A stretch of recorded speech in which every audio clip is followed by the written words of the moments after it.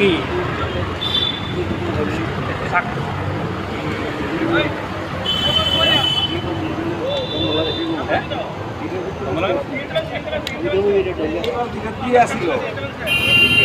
এই দেখেন কত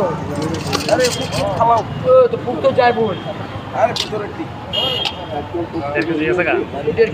হ্যাঁ কেজি দিয়ে দিলাম 700 টাকা কেজি 700 শাক ভাঙা দিবেনি শাক চারটা তো সবটা পড়তেছে আটটা কাটলে কি রোগটা নিচনে গিরবে না এই দেখেন কত বড়